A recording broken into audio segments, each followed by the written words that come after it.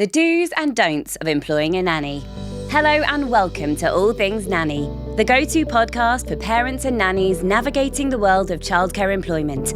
I'm your host, Helen Phillips, and in today's very first episode, we're diving into the do's and don'ts of employing a nanny. Whether you're a parent thinking about hiring your first nanny, a seasoned employer looking to improve the relationship, or a nanny yourself, this conversation will be packed with insight from all sides. Joining me today are Anna Whitehouse, the founder of Mother Pukka and Flex Appeal, who is also a mum of 3 and a nanny employer. Shada Lambert, a professional nanny and nanny coach with over 20 years of experience in childcare. And Claire Adams, director of Tinies, a leading UK nanny agency who recently celebrated their 50th birthday. Thank you all so much for being with us today. Okay, so let's start at the beginning, the hiring process. So one for Claire to start with. In your experience working within Tinies, what are the most common mistakes that you see parents making during the recruitment process? I think it's very attractive for lots of parents to want to hire a nanny, but the research into their responsibilities to become a small employer, I think they come to, particularly to an agency, looking to find somebody, they're desperate, they need somebody. But when you start to talk through numbers, costs associated, some parents can often think, okay, I haven't thought this through. So we do see a lot of parents drop out quite quickly in that recruitment process. So it's that initial phase, you think? Yeah, that initial phase of just their costs associated, to make sure that they look through all of that, the responsibilities that come with becoming a small employer, having the right insurance in place. Lots of parents don't think about that. Pension, setting up all of that for the nanny and dealing with everything that any employer would have to. Yeah, I can imagine that's quite a lot to take on, and something you might not have considered, maybe if that's your first child and your first kind of foray into exploring childcare. Anna, you've been employing a nanny for almost a year. When you were looking for a nanny, what did you learn about the right fit for your family?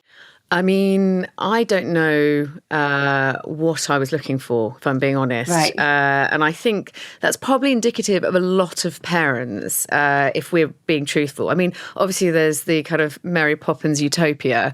What it came down to after doing about 20, 25 interviews was it wasn't about me, it was about my children. So when I got my children involved in the process, where I started really talking to them and not underestimating their involvement in it, and it won't work for everyone and it depends on the ages of your children, when they started getting invested, suddenly we got closer to the right person. And that came from very basic EQ. I was looking for somebody who would be able to read a room. Yeah. I wasn't looking for someone just to simply be present in my house as an employee.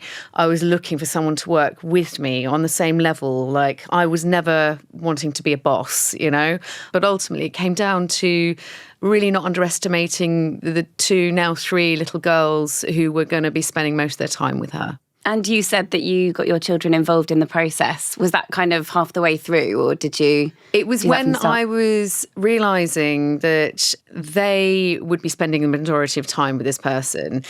And I was maybe asking questions from a parental perspective, but actually they asked questions that I don't think we as adults ask. It's going to make me a bit emotional talking about it, but asked things like, when were you last kind?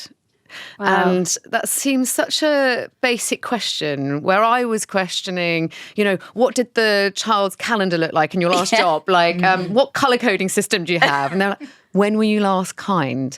And actually, isn't that everything that every parent wants to know about the man or woman who's going to predominantly be caring for your child? Mm-hmm. Of course. Absolutely. And a really important question as well. And as you say, something as adults we might not necessarily... The answer was there was a bee on the pavement that wasn't doing so well and was given some honey water or something to revive it, some sugar water. And I was like, you're in. I'm fan. Anyone who saved bees. Sorry. Sorry, you saved a bee? When do you start? Yeah. I'm in for that. I agree with you. That's brilliant. Okay, so this is one for Shada. When you've interviewed for a nanny role, what's made the interview feel respectful and promising to you, someone you've wanted to work with? Someone that's very interested in me as a person outside of nannying. I like when parents ask me a little bit about my upbringing, or like, how did I get into nannying? Like, what drives me? What are my passions? And why do I do it? Because that's a very important question, but you would be very shocked at some of the answers people get.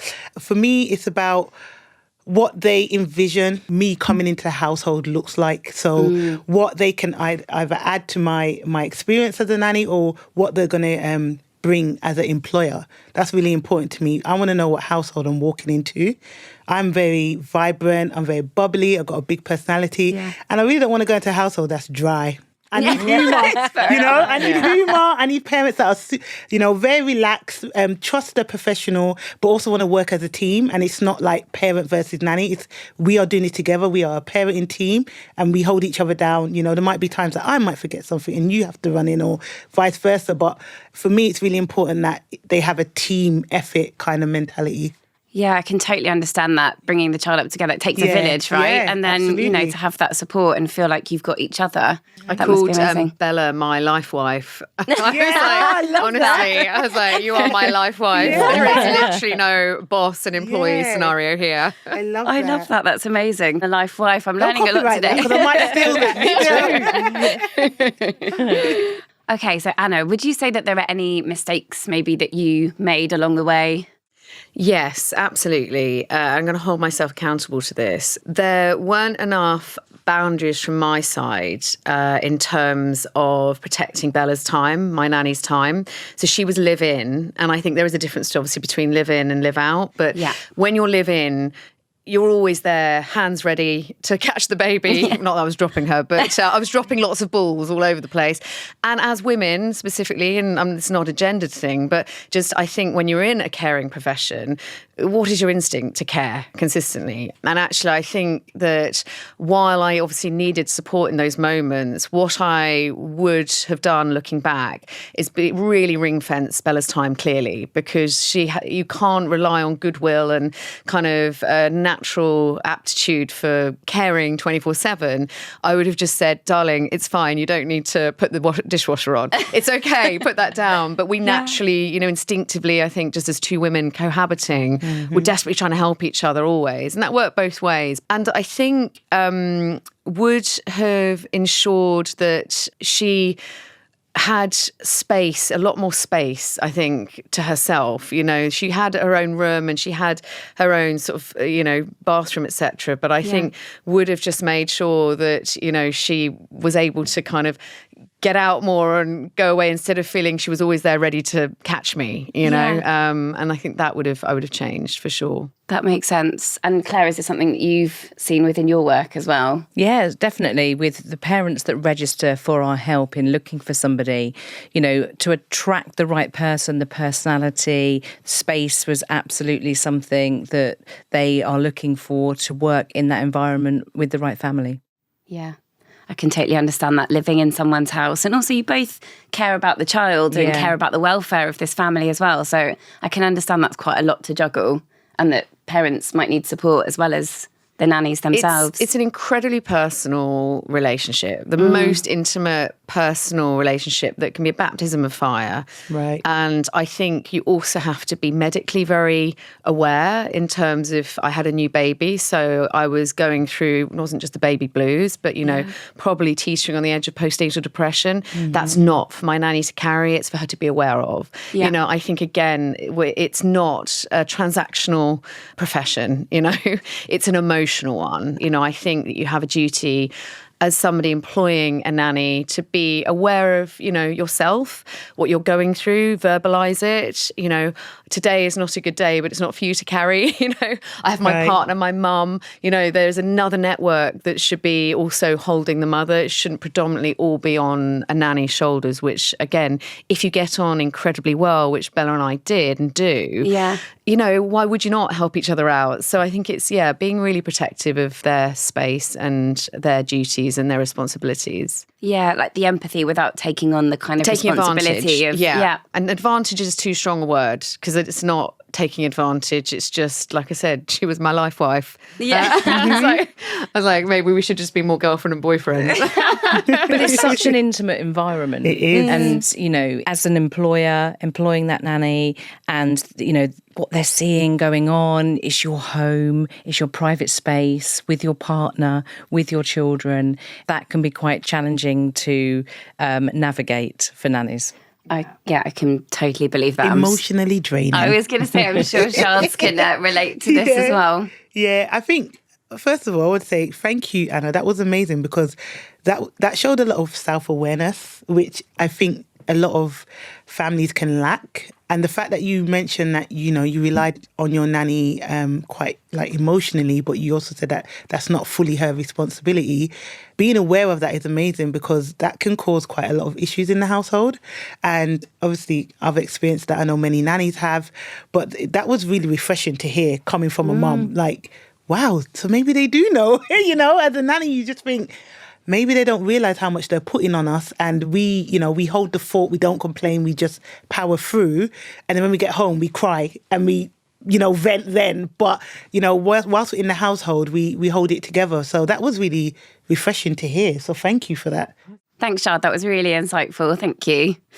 Okay, let's talk about the legal side now. Many families don't realise that hiring a nanny makes them an employer, and with that comes a whole set of responsibilities, from national insurance contributions to statutory payments, holiday entitlement and employer's liability insurance. Anna, were there any legal responsibilities of being a nanny employer that surprised you or that you weren't aware of before employing a nanny? All of it. Absolutely nightmarish when I started looking into it, actually, because you're often coming to this as a parent completely burnt out. So you're not coming to the table with everything organised, lunchboxes where there should be an Excel spreadsheet of who's doing what clubs when. You're coming to it domestically loaded. So it does, I think, there is a little bit of a gap to be bridged and to recognise that there's someone who can hold you in that is not as scary as it seems initially when suddenly you're like, I'm a mum, I'm a partner, I'm a sister, and now I'm an employer. I don't need to be an employer. I've got too many things. Like, I don't need another thing. But if you can get over that and bridge that gap, which feels overwhelming because you are in a state of overwhelm. Yeah, I'm sure. Suddenly then your life like comes into its own and suddenly clouds lift and suddenly children are held and suddenly you'll find yourself coming out from, you know, postnatal depression, perhaps. I'm not saying a nanny fixes that, but for me, I would say there was a direct link between employing my nanny and my mental health improving. There's a direct link between my relationships around me thriving and not just surviving. So there is a tiny administrative legal bridge that I think when you come to that juncture, it's almost like a deep breath. It's not as overwhelming as it seems. And it's almost like a paint by numbers and lean into the experts who can hold you in doing everything that you need to do. But was it a little bit of a shock? Yeah, I think I just really naively thought it would be like getting someone in next week and that would be it, a bit of cash in hand, done. Yeah. You know, like I think you don't have any understanding of maybe what it is to be an employer, but what responsibility there is of that on a tax level, a legal level. It can feel quite, I'd say, scary. Because you're like, what if I drop one of these balls? At least if I don't drop my child off at gymnastics, I'm not going to go to court. You know, you're like, but there's some scary things. You see HMRC as a broken parent and you're like, I don't have the capacity for that. Yeah. So I think there is a little bit of a bridging of that legal fear and slight gap that needs to be done for parents, because it's once you're over it, you are starting to sort of see the clouds clearing. And do you find that lots of parents, when it's their first time, maybe have no idea about their legal responsibilities and obligations when they come to you at Tinies? It's like we've already said, that you're navigating something totally new and you're coming to the table as a parent, perhaps exhausted, but knowing that you're returning to work and you've got to look at all those options. So chatting that through with someone, taking that advice and helping you make those decisions to move forward. That's brilliant. And that's something that Tinies obviously offer to all the parents that they Yes, and have done for 50 years, since 1975. Look at that. Fantastic. One for Shards, a big topic of conversation is usually around nanny contracts. Have you or any of your clients ever worked without a contract? And if so, how did that go? Yeah, in the beginning, when I first became a nanny when I was 16, I didn't know what a contract was. I didn't know until I needed it. And then I was like, right, now I'm like 21 years deep. I write my own contracts. And luckily for me, I have an ex-mum boss who's a lawyer who looks at all my contracts. She doesn't charge me because I looked after her child very well. So she looks at all my contracts, and I now offer those templates to other nannies for them to edit them as well. Contracts are so important. I never advise ever for a nanny to work without one. It's like, would you walk into the road when you know a boss is coming? No, you wouldn't. You would protect yourself. You'd make sure you stop at the light, you wait for the green man. It's just all about safeguarding yourself. This is something I've been talking a lot about with nannies, about safeguarding yourself. And having a contract is non-negotiable. It's needed, it's required. And also, it shows that your employer actually appreciates you as well, because they respect your rights. They make sure that you have everything you need and they have everything they need. And if you ever get into a dispute, you can always refer back to the contract. What does the contract say? So for me, it's very important that, if you claim to be a professional nanny, you have a contract. That's not negotiable. And this is something you'd support your mentees with during your... Yeah. Absolutely. They all get their templates as soon as they sign up with me, because it's just really important that, there's clauses in there some people don't even think of, like professional development, next of kin. Have you ever thought, when you looked at a nanny contract, what if something happens to the nanny on the job? Who do you contact? I realised that. I was looking at my contract the other day and I'm like, what if I get sick at work? They don't know my fiance's name, number, nothing. So put that in there, your next of kin. If you want to go to conferences, and most of you know, we do NannyCon, which is the childcare conference and wellness conference, and you get CPD accreditations. How do you talk to your employer about that? Do they do 50-50? You pay 50, they pay 50. And these are skills that you're going to be getting as a nanny that help the family anyway. Contracts for me is like a big thing. I'm so pro contracts. It sets the boundaries. It does. It absolutely sets the boundaries. And even in my contract, I have a code of conduct which tells the families what you're going to get from me as your nanny and what I expect from you as an employer. It's so important, because these are things that, like I said, I add to my contract throughout the years, because, something happens at work, you're like, that went in my contract, right? I'm going to put it in my contract for the next family. And like Anna has said, you go through these things and then realise, oh, I didn't quite do that right. Maybe I should have done it this way. And me, I have ADHD, so I forget a lot sometimes, and I have brain fog. So it's important for me to always go back and say, what did we agree in the beginning? Because if I'm in a job for 5 years, I'm not going to remember what my contract says, right? Yeah. But knowing that it's there, I just feel that level of protection. Very pro contracts. And you both have it to refer to. It's useful for both parties, right, to protect you both. Absolutely. No confusion on the job, because you know that everything's been set out and, you've got peace of mind. You can just focus on supporting the family and caring for the children. Okay, now for the big one, salaries and payroll. We know that when someone employs a nanny, they take on a number of legal responsibilities, and one of the most important being payroll. This includes paying the nanny weekly or monthly salary, issuing pay slips, calculating and deducting tax, national insurance, pensions, and any other applicable deductions like student loan repayments. Employers are also responsible for reporting all of this information to HMRC. So Claire, what are 3 key factors employers need to take into account when agreeing a salary with their nanny? The biggest factor to consider is gross salary. Still, we have this historic dealing with net pay, and nannies still talking net pay, but gross salary is one of the biggest ones, so that everybody knows exactly where they stand with tax and I included in there. I would say setting up the direct debit, so the nanny is paid on the same day of each month, and all of that is dealt with. It can become a barrier. We do have some nannies, again, historically, who have not necessarily had that set up, and it's been, paid to them in cash or a check when the parents have that. So setting that boundary, that professionalism, this is an employment. Yeah, because that must be quite stressful if, as the nanny, if you're kind of not sure what day you're going to get paid, if you don't know if it's net or gross, and then not knowing what you're going to kind of see at the end of the month and when you're going to see it. Yeah, and it comes down to just that pre-thought idea of how parents view their nanny and the professionalism. Absolutely. And I'm sure that everyone is in agreement with the regulation of nannies becoming something that we want to move forward with very soon. Yeah. Brilliant. Anna, one for you. Families often worry that payroll's complicated. What would you say the reality of that is? It started our relationship off really well, asking the questions like, how would you like to be paid? When would you like to be paid? Because I think you also have a responsibility as an employer to ensure that professionalism is there too, that you're going to be properly looked after. This isn't please sir, can I be paid? Or anxiously waiting to, be able to get a train to see your boyfriend, but you haven't been paid by 5 o'clock on a Friday. So we set the scene quite quickly. I said, what would you prefer? And she was like, I'm not great with money, so probably weekly would be better for me. And I was like, great, we can do that. Yeah, and then Nannytax would quite simply say, this is, the weekly amount. It was calculated. And then I knew I'd get, I think it was a monthly report from HMRC via Nannytax that would simply say, this is the amount of tax you need to pay.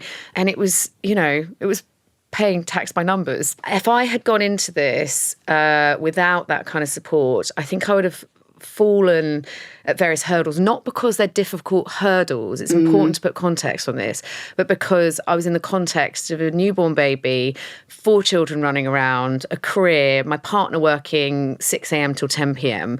We are a generation of utterly burnt out, tapped out, financially drained, exhausted, predominantly mothers, and that is a lot of what I kind of fight for. And I was one of those. It's important to say there's not a lackluster, unprofessional approach to this from a lot of mothers. There's an exhausted, overwhelmed, quite desperate approach. And I think even amongst all of that, if you can set the scene professionally from the start, then again, you start to see that overwhelm, that slight distress, I would say, that I was in when I came to the table looking for a nanny. And once you've bridged that, you get to the other side, and it's a really quite wonderful place. And I think it really helps improve with that communication level of agreeing what day, whether it's weekly, monthly, that respect comes from both parties. Right. And I think that communication. Very clear when there has been overtime. So the one thing I would counter from what I said earlier, and that I needed to put more boundaries in, I think it's important for parents, professional parents, people employing. I'm not a professional parent. I'm the opposite from a professional parent. I'm whatever the opposite is. But a very, very exhausted parent. It's important, and I will hold myself in this, when Bella definitely did overtime, when Bella was definitely holding me in the trenches, I remunerated her fairly. I would say, look, today, and she said this on the train coming over today, I said, what would your thoughts be on this? And she said, do you know what helped me with 2 things? One was when you really recognised financially that I'd done overtime, and then I remunerated her that day. There was never a moment where she was working for free. There were moments where she was unexpectedly working. Of course. And that wasn't great. That's what I mean about the boundaries. And the second thing was, she said, it really helped when you said at the end of a big day, that's been a big day. And she said just the recognition of the work that we carry, the load we carry, the emotions of the children we carry going through a divorce perhaps, a relocation. There's quite big life things that happen in a relationship with a nanny. And everyone wants to be valued. Of course. Sometimes in the smallest of ways. And to be seen and acknowledged and appreciated, I guess, as well. And that works both ways. Of course. I think, Bella would say, I love how you held your eldest. She was being bullied at school. And she said, you found a little space to chat to her tonight. And I said, the thing I underestimated about having a nanny was, we can talk about it in terms of remuneration, we can talk about it in terms of, support. The bit that it completely carved out for me was my relationship. So I'm going to get really upset. It completely rebuilt my relationship with my children. Yeah. Because I was going through such a tough time, and I think the collateral damage of that was my connection with my children. And I had Bella there doing all the administration so that I could do the loving. That was the bit I totally underestimated in it all, was the time to be able to sit with my daughter and talk to her about who was being mean to her, and actually sitting with her and giving her that time, as opposed to trying to, sanitize bottles, put kids' tea on, worrying about homework, the overwhelm of all of that. So we can talk in terms of finance and payroll. There's a wealth and I suppose, emotional gain on the other side of all of that. Of course, that special time with your children that they need and you need as well. Yeah. Thank you for being so honest. Yeah, your honesty is so refreshing to hear. Yeah, and that relationship sounds totally invaluable. Yeah, it's the best thing I've ever done. Yeah. Get yourself a nanny. Yeah. If you're a parent listening to this, get yourself a nanny. I'm not trying to do a hard sell. And it's not, and it's important to say it's not for everyone, of course. I think a lot of people, my friends, have underestimated how accessible it is. And that these are little Payroll and HMRC and all of these things are little roadblocks, tiny little junctures that actually then clear the way for kind of quite a clear thoroughfare. Amazing. Thank you so much. Do you want a moment? Are you okay? No, I'm good. I'm a crier. I was like, I know, me too. I wanted to jump in this mic and give you a massive hug. Yeah, which was compliment earlier. I was like, listen, don't be making me cry yet. You ain't started. What I love is it's raw. Yeah, it's real. Yeah, it really has. It's been seismic, but unexpectedly so. You just think you're going into one thing, which is administration, and then it's like, oh God, no, it's emotion and connection and all of these things. And that's why I think it's such a tough job for a nanny. Yeah. It really is, because you're dealing with so much in that close family environment. Right. You must find that, though, in your experiences of the jobs that you've had, that your connection with your family can be really easy. Yeah. And there's some that might be more challenging. Absolutely, like formal, informal. Yeah. I like the informals. Yeah. Yeah. So you now know when you're going for your next assignment what you're intuitive of. I've known it for a while. I say in my interviews, I work best with families like this because I know what families I work best with, and the ones that I don't, I just try not to. How do you pick that though when you're either looking online or you're being told about a job or you're reading about it? I know how to read through the lines of an advert. Yeah, I think I'm at that point now in my career, like 20 years in, I can read an advert and be like, nope. Or I can be like, ooh, this one sounds exciting. I'll put myself forward for that one. And I've started to train some of my nanny mentees on how to do it. Okay, so this means this and this means this. I'm very analytical. So the small details really matter to me. And also I interview the parents when they interview me too. I got so many questions that I'm asking them as well. Like, you got any questions? I'm like, I absolutely do. That's me. Because it's the difference, I think, and this may be a bit of a blunt way of saying it, between a dictatorship and a partnership. Yeah. Right. And I think that historically, when you look at the relationship between parents and nanny, it was more dictatorship. Right. You look at the old tropes of Mary Poppins and, it was nannies were sort of seen and not heard and ushered out the door, and they were very separate. I think what we're coming into now is a world of partnership. Right. And that, I think, and there's some old school, old guard dictatorship still, which I think maybe correct me if I'm wrong, you can smell them all off. They're still there. Not always. Yeah. But I think, the partnership is more where it's moving towards, and that's where it's better for the children. Evolving. Yeah, that's better for the children. Okay, Shads, I'd love to know one question that you would always ask a parent. One question I would ask is, how do you speak to your children about different cultures and traditions?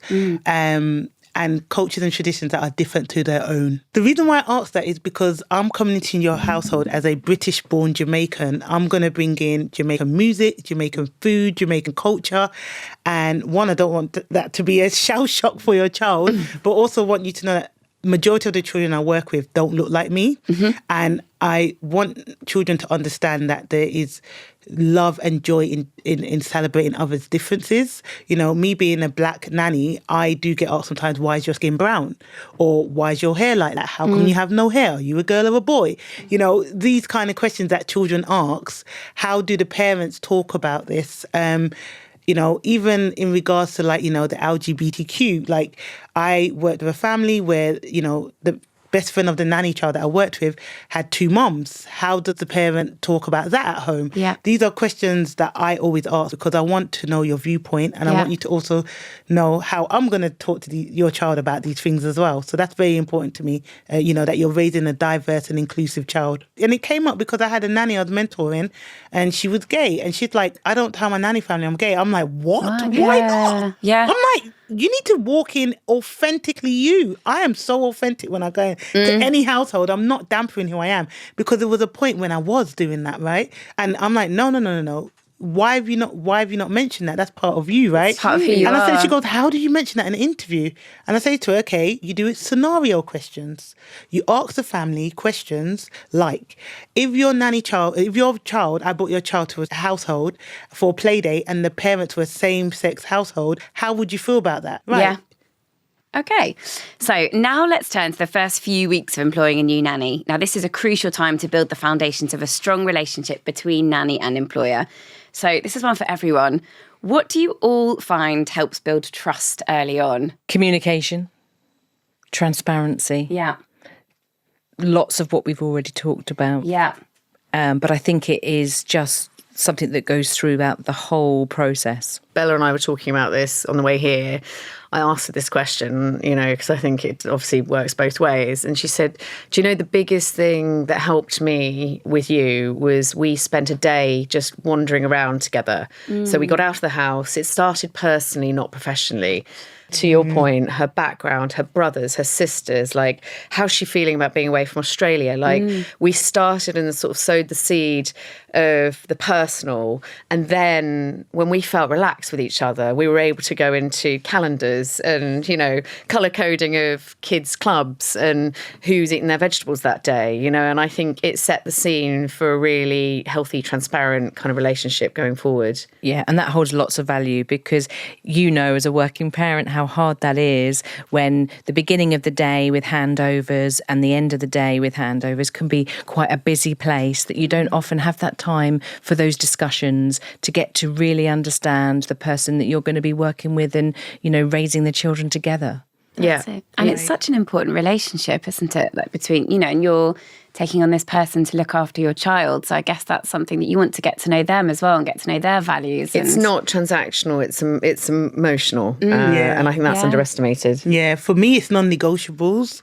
Like, I want to know what the parents' non-negotiables are. I want to know what your household boundaries are. Like, I'm very funny. When you come in my house, take your shoes off. Yeah. Like, that's like a must. Yeah. Or, I'm Jamaican, so when you come in, you wash your hands before you touch anything. Just little things like that. I want to know what that is for the parents and for the children as well, because then that also tells me about your mindset. It tells me about the kind of household I'm about to walk into. I always try to say, talk about, if this was to happen, how is that normally handled? Has that happened before? How was it handled when it didn't, go to plan and things like that? So for me, I like to, kind of know how the families deal with conflict or unexpected situations. An emergency plan, that's really important as well. A lot of people forget about that. If there's an emergency, who are your next of kin if I can't get to you? Where, I want to know where like the nearest grandma lives, or where, the aunties, the uncles, like who are your village outside of me being here? Who else supports you? Because that lets me know as well, one, when I walk into the household, am I going to be seeing other family members around a lot? Yeah. I love that. I don't mind. I love grandmas, aunties, uncles, all that. It's great. But also, is it going to be a thing where, like, I worked with a family and they had 0 family in the same country, and they were like, we literally have no one else but you. Wow. So I knew that, okay, it's not one of those ones where if I'm sick, that there's backup. It's not like, it's not there. Like, it's just good to know. And I'm not going in with that mindset, but it's just good to know who else is around the children. Who are the key adults in the children's lives? How can I encourage that? This week I went to the museum with grandma and grandpa and the little boy I look after. Yeah. Mum wasn't there, but I'm still keeping that relationship going where the grandparents can bond with their child. But just encouraging other working relationships with family members and stuff is really important to me. And just kind of just knowing what the family like to do as a family. Yeah. That's really important as well, because are they going to incorporate me into that, or is it something they just want to do without the nanny? Like, things like that are really important to me. So in the first few weeks of, me being hired, I kind of like to learn as much about the family as possible. And adapting to their boundaries and them adapting to yours, and being transparent, I guess, about what that means for you and what that means for them. That's a really good point, actually, because we had that conversation. I just remembered, is your personal space. So my partner and I work full time. Our time together is really minimal. And so right from the outset, we said whenever my partner and I together will just be on our own. So it won't be like all of us watching TV, etc. Yeah. And she's like, I'm so glad, you've set the boundaries on that because, it's a communal living room. And so I said, is that a problem? She goes, no, do you know what? I love watching Netflix in bed. And so it was just said, not assumed. And I think assumption is where it goes wrong. Like either me assuming that she doesn't want to sit with us, and going upstairs and shutting herself away when she's actually trying to protect us because she thinks we need time together. Even if you think it's a small point, make it clear. Yeah. There is no limit to transparency in that first week of bedding in with a nanny. No emotion, just simply, stating facts, timings, how we want this to run. Is that okay with you? I think it's always important to go, do you mind not sitting in the lounge watching TV while we're having our dinner? That made a big difference. And also finance in terms of extras. I didn't feel very comfortable getting an extra credit card to give to my nanny, but I said, look, I'll give you an allowance each week. Is this okay? And if you go over that, can you let me know the second you go over that? Just keep tabs, receipts. And that's how we navigated it. Some people have a credit card they give to the nanny, but I think those things are important. So your nanny's not out of pocket for simply getting through the day with your children. The extras you've got to think about in terms of that, because that's where resentment builds, and resentment, I think, is probably the key emotion in relationships here that go wrong. Quiet, unspoken resentment on both sides because you're both carrying a lot. The needs of the children, the needs of the household, the needs of the fridge, the needs of the guinea pig, the needs, all of the needs. There's a lot of needs. And if you're not in a place, again, sometimes with work commitments, you don't necessarily see each other. It might be your partner that comes home and takes over from the nanny. Right. So this was something that I did with my nanny, was that we had a diary that we used to write any key communications down to make sure that they were fed in.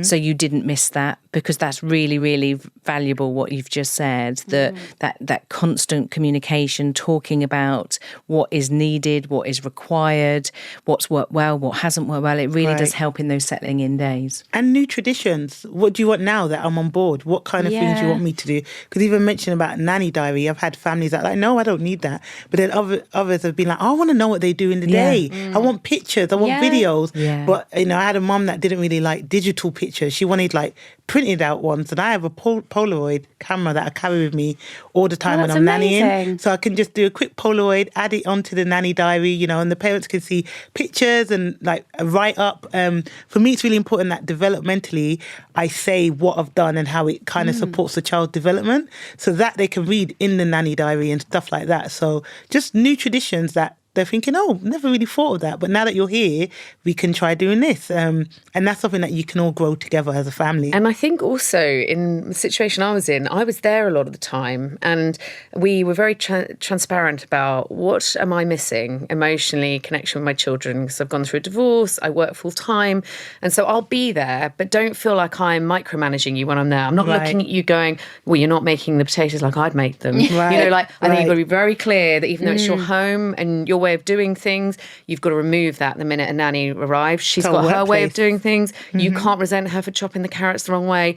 You have to be very, very clear from the outset that she is managing the children, so you're not micromanaging her, because that's not going to work. That's going to create tumult. But in those moments then, what Bella did brilliantly was she goes, okay, well, how about on a Monday you guys play a game of consequences at the table while I'm cooking? And the girls then would start getting excited. We're playing Consequences, the game where you fold the pieces of paper and you create a different character. Right. And every Monday they'd wake up. When Mondays were hard, they were either crossover days with their dad, my ex.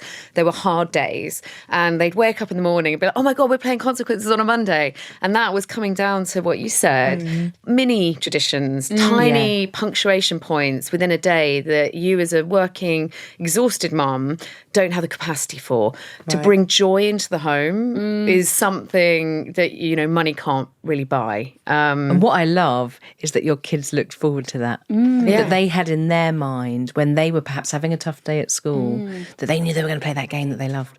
With their mum. Yes.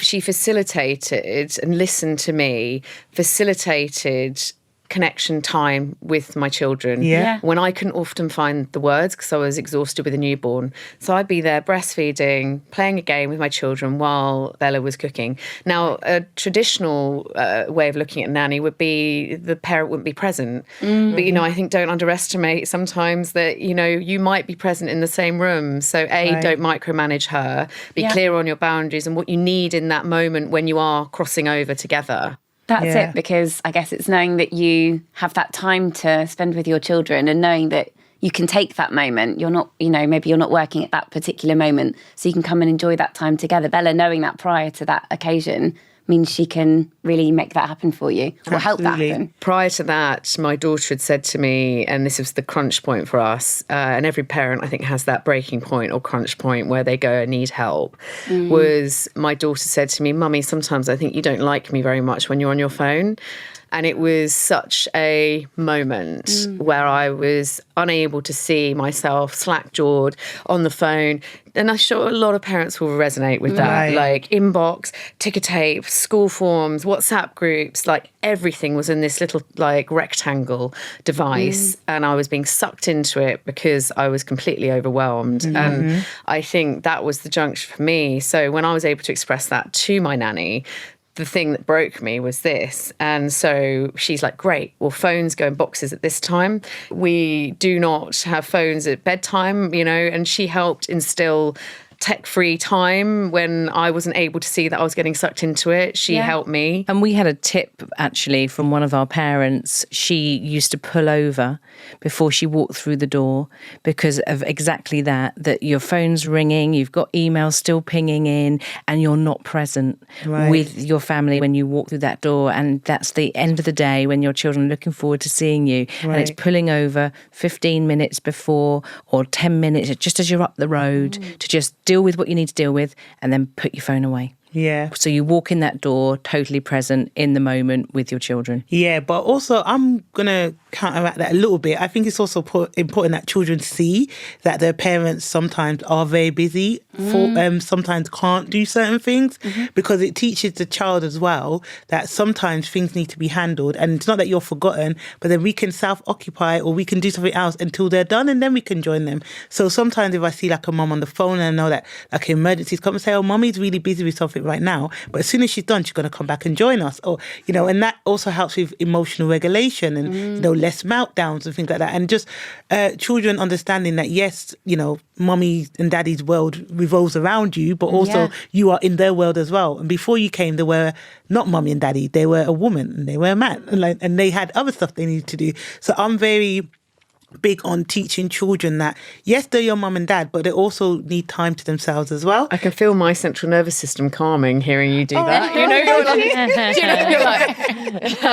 That would help a lot. Thank you. No, explain. Oh, mummy's answering a message right now. It's a bit rude to ignore that person, but you can play with me until she's done. And then, just teaching children about those kind of life lessons and patience. It's, not a lot of children have it. So just teaching them about patience. I always try to use like numbers as a way to teach patience, and just games. I'm very playful, so just making everything very playful and just making the parents know that they're doing a great job every now and again. Because when you're a parent, obviously I'm not a parent, but when you're a parent, you don't know how well you're doing.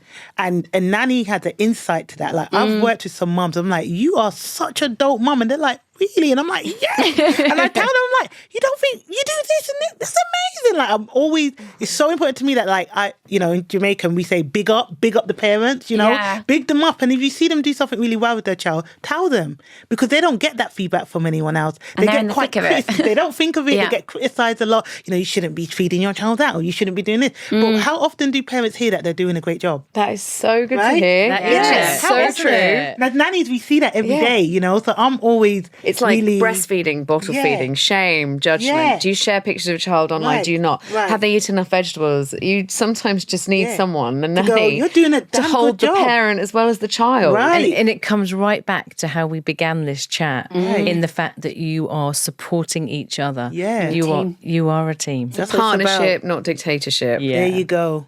We need to brand that. So just changing the subject, segueing in to when maybe it doesn't work well as a team, when maybe things are starting to go wrong, the working relationship perhaps is breaking down. Is there any advice that you'd give to a mum in this situation? How would they handle a conflict? I think sitting down in the communication, which we've talked about quite a lot, but if you verbalise perhaps how you're feeling, or this has been a challenge today, how do you feel? Again, it's just communicating together, because that is the biggest need, is to make sure that this communication happens daily, weekly, however it works best for that nanny and parent partnership. Absolutely. I say getting comfortable with having uncomfortable conversations, because that happens a lot. Working as a nanny, it's really important that we don't shy away from that. A lot of nannies shy away because they think it's being confrontational. But what I always try to say is you can't have a really healthy relationship if you're shying away from things that need to be spoken about. So I'm very big on, asking parents, can we have a chat? Can we schedule out some time? Something's, not sitting very well with me, and I really want to discuss it with you. I don't want to assume I'm always big on having reviews, like sit down and talk about it. And for me, I have to write notes down because I don't want to forget points, but also want to make sure that my boundaries are very clearly made, and also that I respect the parent's boundary as well. Sometimes we might not see eye to eye, we might have to agree to disagree. But in those conversations, if it ever does get heated, just say, let's take a break, let's take a moment, let's go out for a walk or change the scenery, or let's have a glass of water and then try again.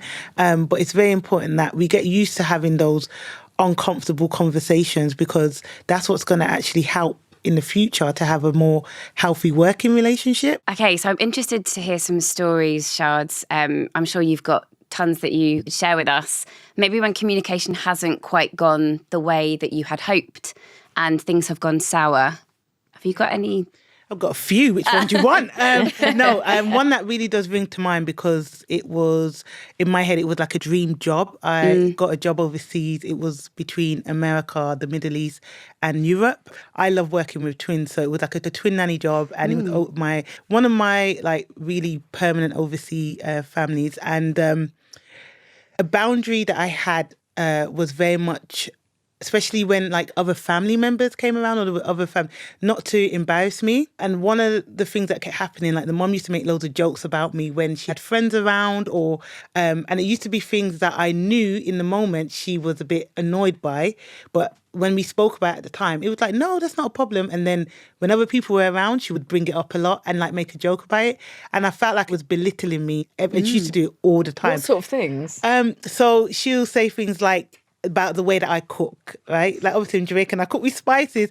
So she'll make jokes about like me making spicy food for her children and they don't eat it, which wasn't true, but she'll find it was funny. Or she'll say things that she knew I was insecure about. Cooking is one of them.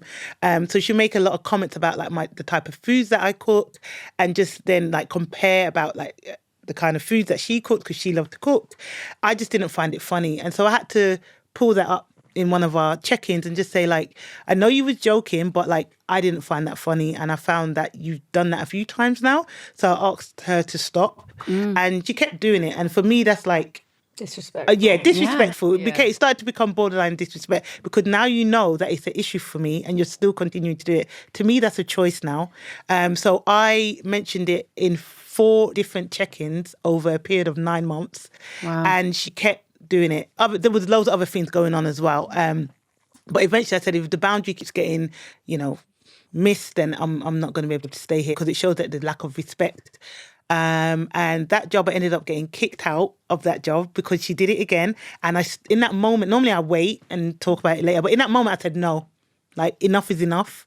This is the 5th time you're about to do it. And I think because there was people there, it kind of embarrassed her, because people were like, actually, she's taking the mick out of her nanny, and it's not funny.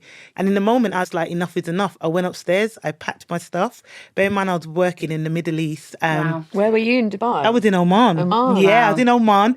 I started packing my things. Bear in mind, the week prior to that, I did say to her that like I had been thinking about leaving. I have not made up my mind, but just because we had a lot of communication breakdowns. Things will get better and then it will go back to how it was. In that moment, it did get quite heated. She started to throw insults and call me names and things like that. And I thought, okay, like, nah. That boundary's been met and now you're getting like really disrespectful. And then I started to feel unsafe because she started to say, I will never give you a reference. I'm going to tell people this about you. And it was like all these lies and stuff. And I thought, wow, like this is dangerous. And this is my career. This ain't a joke, right? So, and you're away from home as well. You're not. Absolutely. And she's like, you're speaking of leaving, you can, get the swear word out of my house right now. Wow. So I was like, I've been living with you for 9 months. Like, I don't have any friends in this country. Where am I meant to go? And I literally had to leave the house on the spot. I literally, I hiked for like an hour or two to try and get a car within the middle of nowhere in Oman. And some really kind taxi driver, which is dangerous again for me, drove me to the airport. I sat in the airport for 11 hours to get a flight back to London.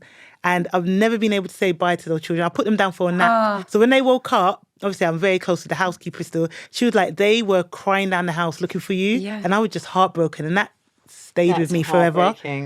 Yeah, that didn't end very well. And so, Claire, what advice would you give to families about ending the contract the right way? Would be to sit down and be clear within your communication as to why this perhaps needs to end, to explain why you're just making that decision, to give notice would be something else that parents don't necessarily do.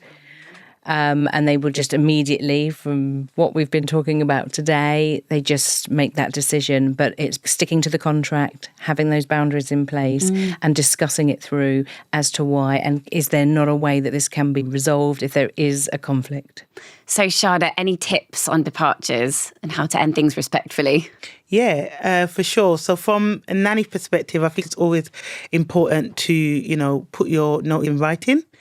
But also be very honest about your reasonings as well, because sometimes nannies don't tell the truth and then, you're not advocating for the next nanny that's coming into the position, also for the betterment of the children as well. So just be very honest, always put it in writing, honour your contract. If you don't have a contract, which you should, still put it in writing and do it in the most professional way that you can. In regards to parents, I think it's always important for them to talk to the nanny, have a sit down and say why it's not working. Prior to that point, how they've tried to make it work and they're now at a point where it's not going to be able to go forward. Don't leave your nanny just in the lurch. I have a nanny friend actually that's going through this right now. She's been with her nanny family 4 years and she got a text message from them just saying, please could you return the keys? She'd been with them 4 years. Goodness. And so, please can you return the keys? We're going to pay you for the next 2 months, and silence. And that's just not acceptable. It's not acceptable. And yes, you're paying the nanny for the next 2 months, but like the emotional trauma that had caused the nanny it's not okay. So just on both sides, be honest, do it respectfully, and make sure it's done in writing. Not in a text, like in an actual letter. And it's not always leaving because it's not working out. Sometimes leaving relocation, or in my situation, my nanny's going back to Australia. Or, so she's the one having to give notice to me. And ending can work in so many different ways. And I think always check in with the children, give them the space, and the nanny the space, who's probably been with those children maybe more than the parents. Right. Give them the space to start healing from a relationship that's been really significant. Because in a child's life, a year is a lot. It's a long time. It's a long time. It is. It's sometimes it's double their lifespan. At a really in a really important juncture. Exactly. So look at it from the child's perspective as well as I think the nanny and the parents. For us, it's like an end for now. It's not an end forever. Like, I know majority of nannies would love to stay in touch with the families that they work with. We love the children like that they're our own. So for me, regular check-ins, even once I've left, FaceTiming, writing letters to each other. I want to still know about their sports days and their assemblies. If I can come, I will, within, boundaries and stuff like that. So, even though we are no longer your nanny, we still love you the same, and we still want to be involved in your life if the parents allow it. Some parents want a clean slate, which is very painful, but, we have to respect that. And then some like to stay in touch. I finished with the family in 2020, and I went to their Christmas party last year, you know, and I saw my boys and I was like, yeah, you know, and I met their new nanny and things like that. So it's just letting them know that, you know, once we've been your nanny, we're always going to be your nanny. And if you need us, we will be there. My partner's 39 and he still has check-ins with his nanny. Yeah, we don't go Christmas check-ins, I know. Okay, thank you so much all. To wrap up, what is your one do and don't for anyone thinking about employing a nanny, Claire? The definite do is use a reputable agency, Tinies.com. The hardest thing that I see now is parents just advertising for a nanny for their children on a community notice board on social media. And anybody can apply. There's no compliance in place. There's no checking of anybody's background history, right to work, references. So that would be my... That would be the don't. Yes. Yes. Amazing. Don't hire online. Or from Facebook. And Shad, what one do and don't would you give to any parent? Do, I would say, build a healthy relationship with your nanny and don't look at your nanny as an op, meaning as the enemy. Look at your nanny as a team player and someone that is an extension of you, and treat your nanny how you wish to be treated. That's my do. My don't would be the opposite to that. So, you know, I know that emotionally it's very hard to see someone else in your household caring for your children, but just to remember that it is for a good cause and that nanny is preserving your child's childhood and making sure that they have the best childhood and we have their best interests at heart. And just know that when you're not there, we are making sure that your presence is known and felt. So just try to be more self-aware with your emotions and how they don't project onto your nanny. Nice. Yeah. Some really good tips. And Anna, any do's and don'ts from you? It's going to be pretty simple. Do communicate transparently from day one about anything and everything. No stone left unturned. Don't let resentment seep in. And I think they're both connected. Yeah. Makes sense. Thank you both so much for sharing your insights. It's been a really interesting conversation. Thank you. And with that, we have reached the end of our very first episode.